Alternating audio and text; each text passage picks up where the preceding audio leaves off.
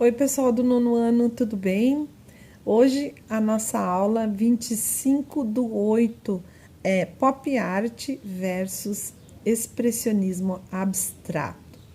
Mas antes disso, a gente vai falar sobre um trabalho encomendado para Andy Warhol, da Pop Art, pelo grupo The Velvet Underground, um grupo musical com o cantor principal sendo Lou Reed, o líder da banda, encomendou para o Andy Warhol que fizesse a capa do seu álbum.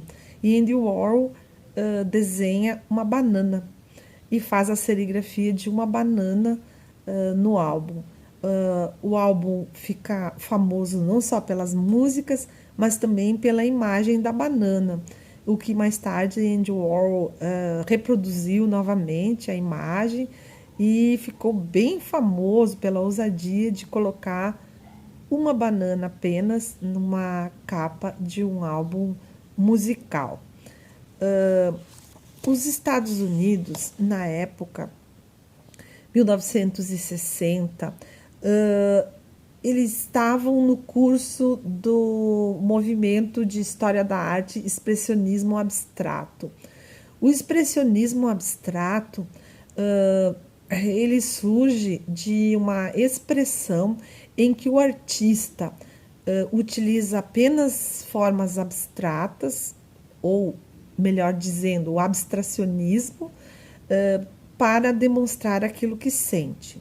E como exemplo de artista do expressionismo abstrato, a apostila cita Jackson Pollock. Jackson Pollock pintava utilizando apenas o pincel ensopado de tinta e respingando a tinta na tela. A tela ficava no chão, eram telas enormes de imensas proporções e que não havia a moldura em madeira da tela. Ele caminhava em volta da tela, respingando a tinta da cor que ele queria, da forma que ele queria, fazendo uma certa arte gestual, no caso, mas é o considerado o expressionismo abstrato. Ele e Willem de Kooning foram os principais representantes desse movimento aí. E às vezes, muitas vezes, o Jackson Pollock utilizava o próprio corpo para deixar as marcas de mãos, de pés ou da própria silhueta dele nas obras, o que foi chamado de action painting, ou pintura em ação, que as marcas ficavam em suas obras.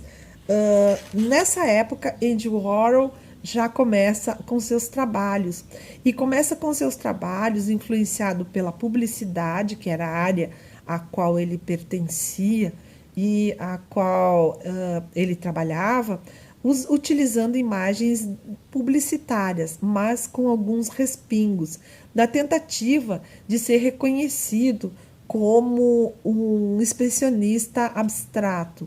Mas não deu muito certo a tentativa dele. E ele fracassou nessa tentativa, mas ele se reúne aí a ele se reúne aí ao Roy Lichtenstein e começa a criar as suas obras sequenciais, que são os enlatados, as obras com latas de sopa, com refrigerantes, com notas de dinheiro e também das celebridades. Nessa mesma época também tem um artista chamado Keith Haring. O Keith Haring, ele morou no Brasil, ele passou uma temporada no Brasil e ele se expressa de uma forma um pouco diferente. Ele utiliza mais os muros da cidade para se expressar, e ele faz bonecos em que não se identifica o gênero, nem o que a pessoa, como a pessoa é. São todos iguais, exatamente iguais, o que muda são as cores. E nessa tentativa aí de já fazer uma crítica à discriminação na sociedade atual, ele utiliza essas estampas, inclusive em camisetas, e que foram muito vendidas na época, e ele fez muito sucesso. A loja dele ainda existe pela internet, a loja virtual, não mais a loja física, que pode ser acessada por todos vocês. Ela existe também, a Pop Shop, vocês podem acessar pela internet. A influência do Andy Warhol também influenciou uma brasileira famosa, chamada Beatriz Milhazes.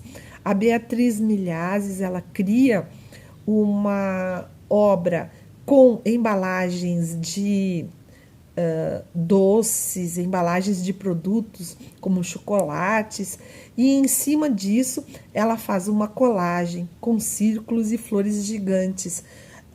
A Beatriz Milhazes foi um fenômeno que surgiu na arte nacional e em que uma de suas obras foi paga 16 milhões de reais por apenas um quadro. E ela ficou muito famosa em função disso. O nosso trabalho prático na sala de aula foi com o material de apoio da apostila, utilizando o recorte da banana feita pelo Andy Warhol, com uma crítica sobre a nossa sociedade atual. Pessoal, a nossa aula de hoje era isso. Um beijo grande para vocês. Até a próxima aula. Tchau, tchau.